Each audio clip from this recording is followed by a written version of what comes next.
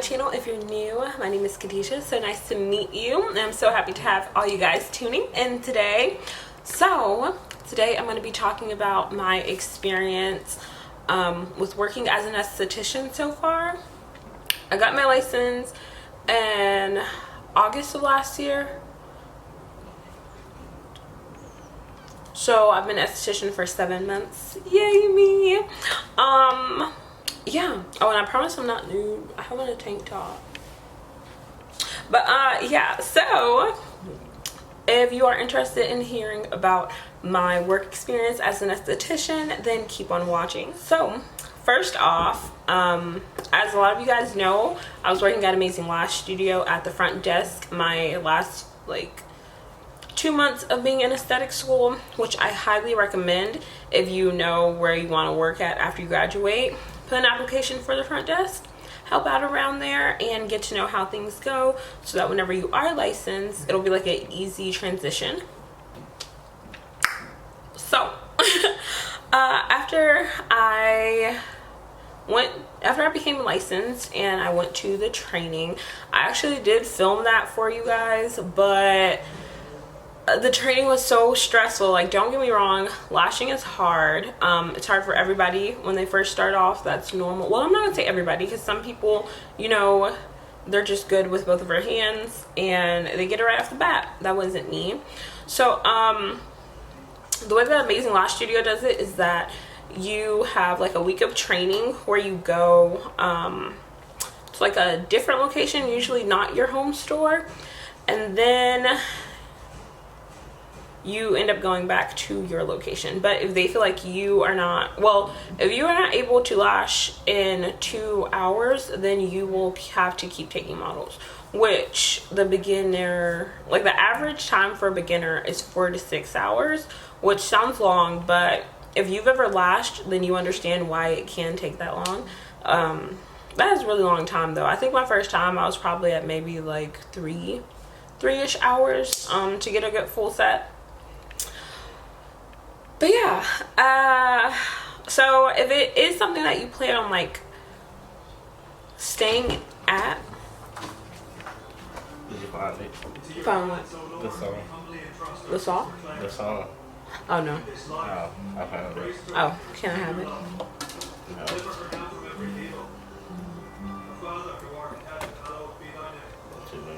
What you doing? Filming.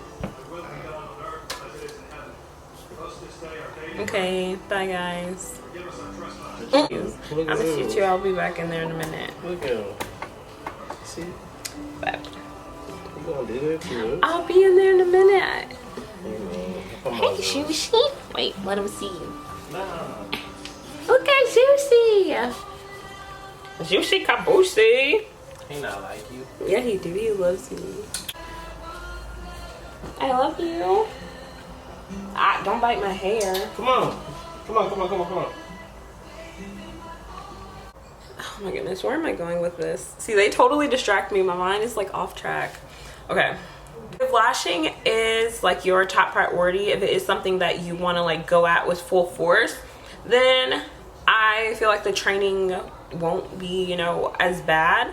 Or I mean, like, it wasn't bad, it was just the fact that you're not getting paid for it. That's ridiculous. So I had another friend that graduated aesthetic school and she went to Amazing Lash, did the training and everything, and then she ended up, you know, going back to the home store, and they had her training like the entire time. So I believe it was total like of 3 weeks to a month of training without getting paid. And because I was already working for my Amazing Lash Studio before that, I was getting some compensation. But yeah, as far as the training goes, it was not very detailed or very helpful. The main thing I feel like I got out of it was being able to practice on live humans. So if you are interested in lashing and you don't want to pay, you know, $2,000, $3,000 to learn how to do lash extensions, I highly recommend you working at a studio like Amazing Lash Studio or what is it, Flirty Girl Lash. There's so many different lash studios out there, just to get the hang of it and learn it, because the supplies is not expensive and you can always practice on your own. So after Amazing Lash Studio, Well, while I was still at Amazing Lash Studio, I got a second job at Ulta as a beauty advisor because I'd always wanted to work at Ulta. I loved Ulta. So I was working both jobs. Ulta actually offered me a job at the Benefit Brow Bar, which was amazing. I loved it. I was so happy to have that opportunity. As far as the Benefit brand itself goes, is amazing. The Ulta that I was at in particular didn't do their part, I would say, but as far as doing brows, I loved it. I had Dylan, which is like the education director of Benefit. He came and trained me, and I was so grateful to be able to meet him and just be in good energy. It was a really good experience. So yeah, I waxed for about 3 months, and that is the last work video that you guys saw. That video was taken like my last week of working for Benefit. I moved to a different city, so I ended up transferring to a different Ulta, and because of COVID, they're only having one person at the brow bar. But in all honesty, the way that the management was treating me at my old location, I wouldn't want to work for Benefit at a new location either. Like, not saying that it'll be the same, because at the location I'm at right now, it's amazing, but I'll get there.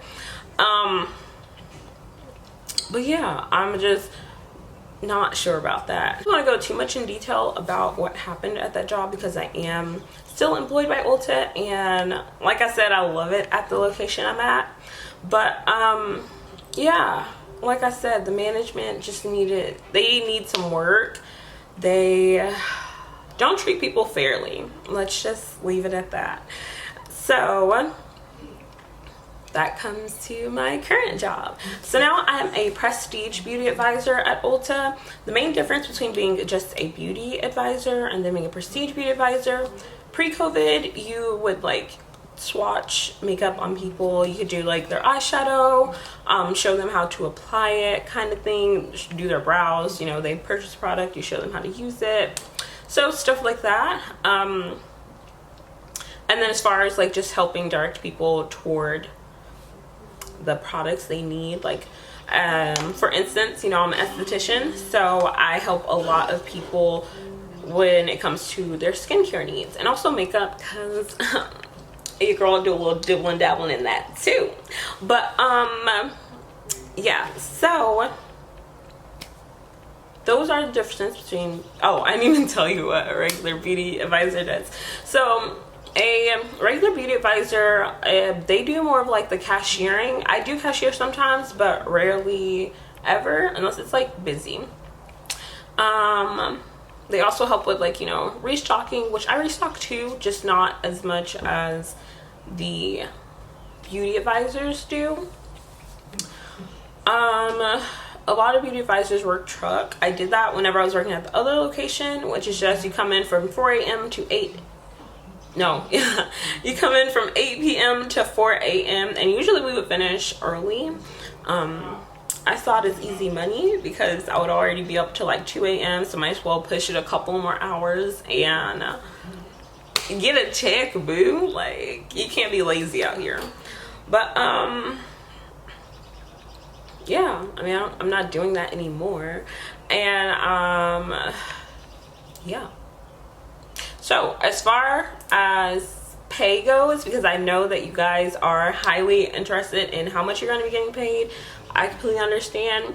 You guys have no idea how much research I did before even like enrolling. And then once I was still in school, I was looking at, you know, how much money you can make in different ways. So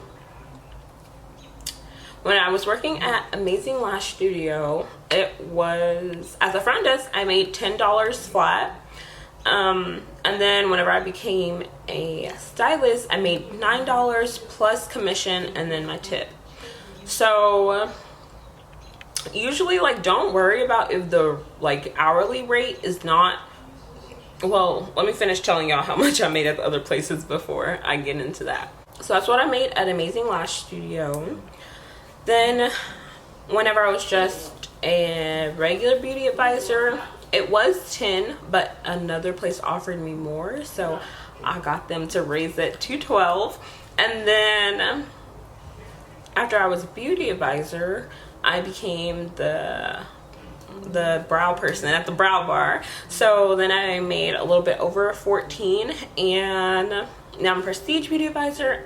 Oh, but with that, I also got tips. We didn't get commission with doing services, which I didn't mind, because I just didn't mind. Like, the pay is still decent.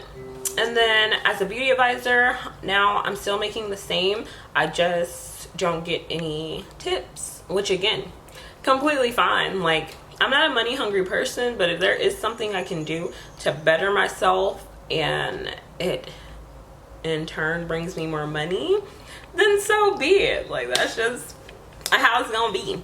But yeah, so like I was saying, if the hourly rate is low, then try not to get stuck on the hourly rate, because whenever you get like your tips and your commissions in, that like boosts up your pay.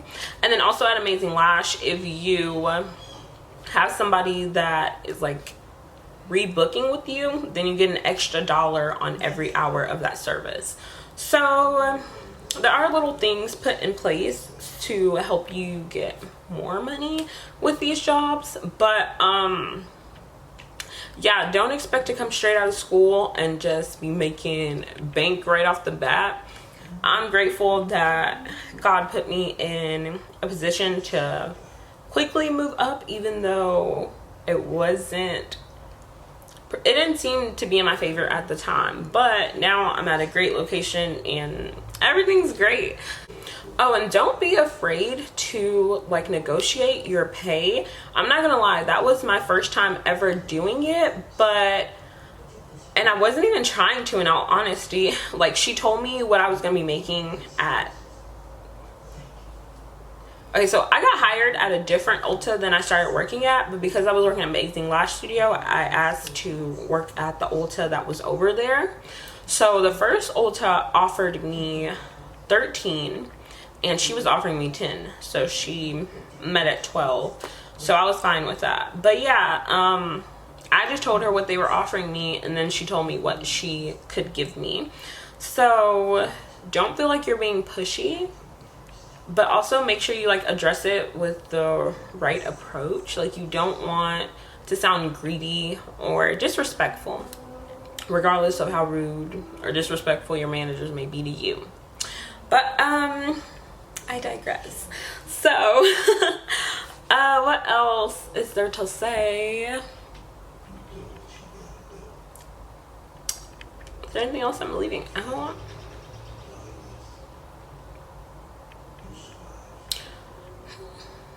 I don't think so. What I will say is that the more certifications you have and like training you have under your belt, the easier it will be for you to get the jobs that you want. Like, I'm getting ready to go back to school to get my laser certification, and I'm so excited, and that's all because of the places that I want to work at. So I would say if there's any place that you want to work at, look at their requirements, look and see if you either meet the requirements, and if you don't, then make lists to get there. Like, make to-do lists, because you got to get to your goal. Like, if that's what you want to do, you got to do it. But let me stop rambling, because I'll talk all day long. Thanks so much for Thanks so much for watching. I hope that everybody enjoyed. If you did, then please be sure to give me a thumbs up and subscribe. Like I said in my last video, or I think I said it in my last video, I'm trying to get on a schedule. It was supposed to be every 5 days. Then I was like, maybe every Wednesday and Sunday. But at this point, I really don't know. I think I'm just push videos out when I can until I get a set schedule down. But I feel like that should be easy to do. What's wrong with me? What's wrong with me, y'all? But yeah, regardless if they're scheduled or not, I promise I'll be pushing out more content. So y'all let me know what y'all want to see, because I got y'all. But yeah, thanks for watching, guys. God bless you. Bye.